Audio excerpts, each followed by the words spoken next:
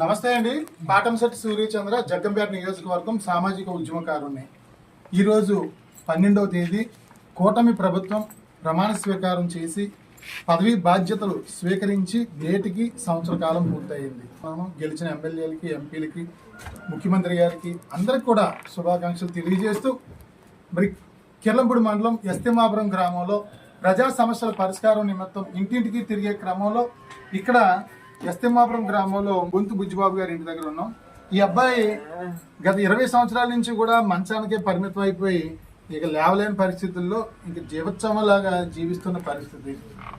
మరి కూటమి ప్రభుత్వం గెలిచిన వెంటనే మంచానికే పరిమితమైన ప్రతి ఒక్కరికి కూడా 15,000 రూపాయలు పెన్షన్ ఇస్తామని చెప్పేసి ఎన్నికల మేనిఫెస్టోలో పెట్టడం, ఎన్నికల్లో కూడా మరి ఇంటి వద్దకే వచ్చి వీళ్ళు లేవలేరు, నడవలేరు కాబట్టి ఇంటి వద్దకే వచ్చి వీరితో ఓటు వేయించుకున్న పరిస్థితి మనందరికీ తెలుసు. ఈ పరిస్థితుల్లో గెలిచిన దగ్గర నుంచి కూడా మరి ప్రతి నెల కూడా 15,000 రూపాయలు పెన్షన్ వస్తుంది నా కొడుక్కి అని చెప్పేసి తల్లిదండ్రులు ఎదురు చూస్తూ ఉన్నారు. ఎంతో కొంత చేదోడు వాదుడు అవుద్ది, ఈ నిరుపేద కుటుంబంలో ఉన్న పరిస్థితుల్లో మనకి కొంచెం తోడ్పాటు అవుద్దని వీరందరూ కూడా కూటమి ప్రభుత్వాన్ని గెలిపించడం జరిగింది. మరి గత ఇంచుమించు 12 నెలల నుంచి కూడా ఎదురు చూస్తూ ఉన్నా సరే వీరికి పెన్షన్ 15,000 రూపాయలు రాలేదు. ప్రభుత్వం మరి మేనిఫెస్టోలో పెట్టారు. ఆల్రెడీ అమలు చేస్తున్నటువంటి పథకం పూర్తి స్థాయిలో అమలు కాకపోవడాన్ని బట్టి ఇటువంటి వాళ్ళు ప్రతి గ్రామంలో ఉన్నారు. మొన్న 2 నెలల క్రితం పీతల వీర వెంకట సత్యనారాయణ అని మంచానికే పరిమితమైన వ్యక్తి గురించి కూడా మాట్లాడాము. అదే రకంగా ఈ రోజు ఇక్కడ బొంతు బుజ్జిబాబు, అదే రకంగా మల్లవరం గ్రామంలో అప్పారావు గారు అని చెప్పేసి 12 నెలల నుంచి కూడా 15,000 రూపాయల ఫంక్షన్ కోసం ఎదురు చూస్తూ మొన్ననే 4 రోజుల క్రితం కాలం చేయడం జరిగింది. అప్పారావు గారు అని మంచానికే పరిమితమైన వ్యక్తి. అదే రకంగా అక్కడ అచ్యుతాపురం గ్రామంలో శివాజీ, ప్రతి గ్రామంలో కూడా ఒక 5 నుంచి 10 మంది మంచానికే పరిమితమైన వాళ్ళు ఉన్నారు. వాళ్ళకి కూటమి ప్రభుత్వం ఇచ్చిన హామీలు ఎందుకు నెరవేర్చడం లేదని చెప్పేసి ఈ సందర్భంగా కూటమి ప్రభుత్వాన్ని మేము అడుగుతా ఉన్నాం. మరి అధికారులు ఆలోచించండి, మరి పాలకులు, స్థానిక పాలకులు ఆలోచించండి.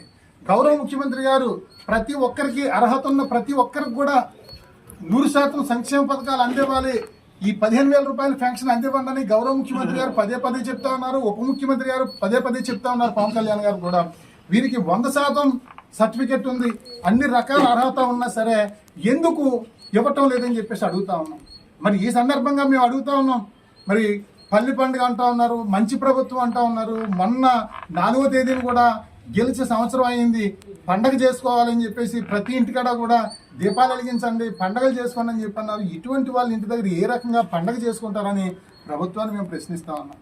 దయచేసి పాలకులు, అధికారులు ఆలోచించండి. మీ వల్ల కూటమి ప్రభుత్వానికి చెడ్డ పేరు వస్తుంది, మీ వల్ల పవన్ కళ్యాణ్ గారికి, చంద్రబాబు నాయుడు గారికి చెడ్డ పేరు వస్తా ఉంది.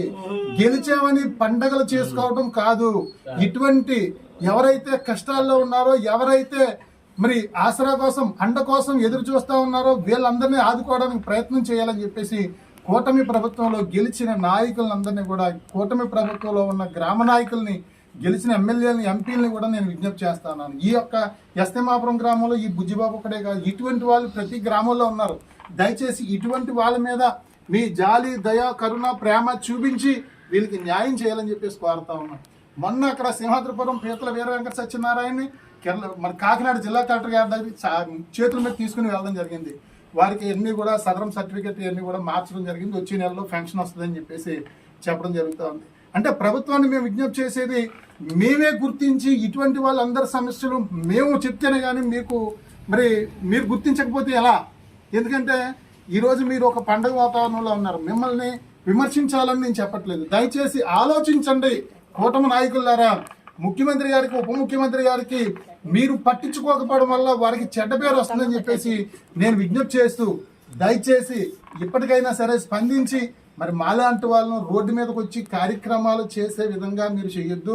మరి ఎప్పటికప్పుడు ప్రజా సమస్యల పరిష్కారానికి ప్రయత్నం చేయాలని చెప్పి తెలియజేస్తూ, మరి రేపు సోమవారం నాడు ఈ బుజ్జిబాబుని కిర్లంపూడి ఎంపీడీఓ గారి దగ్గర తీసుకెళ్ళడం జరుగుతుంది.